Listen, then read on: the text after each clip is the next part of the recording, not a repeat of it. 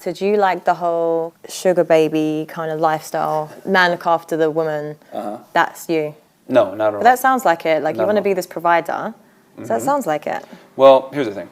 But then you moan about women for doing that. So, you know, if you show that you provide... I accept that women are hypergamous creatures that want to get their needs met through men. I accept this reality, and I've accepted it a long time ago. I'm a firm believer that men need to be men, men need to lead, women follow, men pay for dates, men should provide, men should be breadwinners. I think women working should be elective. I don't think it should be mandatory. This guy is definitely a sugar daddy.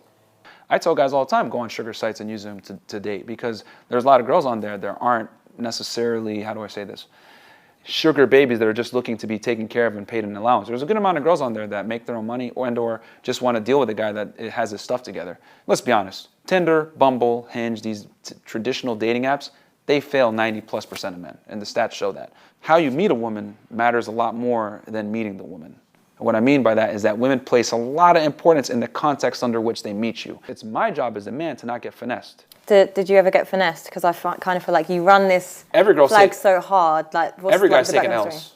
I wouldn't be in a position to be able to give this information if I didn't take plenty of L's. Listen, he's definitely been finessed before, and now he's like come back with a vengeance. Okay, it'll be interesting to see what like your experience with London women are. Okay, they're not as hot as the girls in Miami. I'll just be honest. Yeah. You know, but Miami's an anomaly. Like, we got the most attractive girls, you know, per capita, like, in some places in the world. Like, if you could compete, like, maybe with Colombia, Brazil, etc. But, yeah, I mean, Miami's an anomaly. Yeah, British girls are not as hot as Miami girls. I mean, but, it is what it is. Yeah. But we'll see what happens. I mean, I'll try to womanize here and see what happens. But my standards have went up. Oh, yeah. What? That's not good. That's a good thing. See, it's such a negative term, but womanizers are actually the best guys. Yeah. Womanize. I hope he meets a woman from South. Really? They know what's attractive. They know how to take a girl on a date. They know how to treat a woman well, etc. It's the weirdos that you guys don't want. The womanizers are the ones you guys want. The misogynists. Those guys. Oh. I would argue sexism benefits women. Really? 100%. Why is that?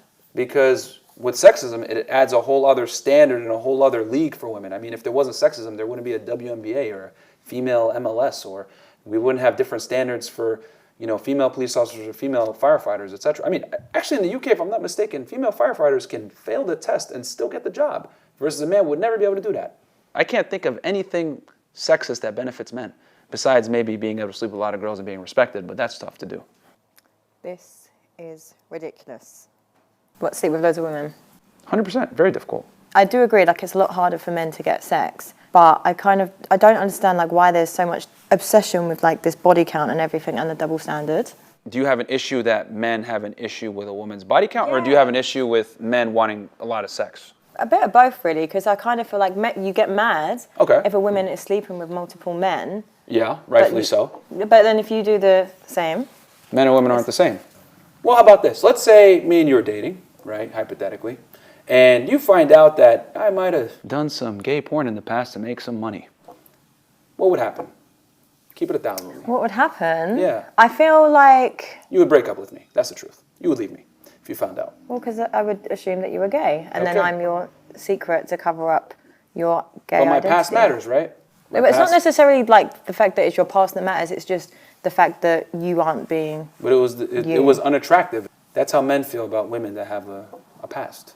Men are interested in a woman's past. Women are interested in a man's future. Body count matters, ladies. If you're a hoe, you are a hoe by definition. And men are not hoes. We are hoe makers. That's the reality. So would you not be with a woman for her family background or whatever like that? Because I kind of feel when you do your background check, those things are really important when you're dating someone, because you kind of want to understand their mindset. Yeah, there's always exceptions to the rule, but in general, girls that come from broken homes typically tend to have very bad habits.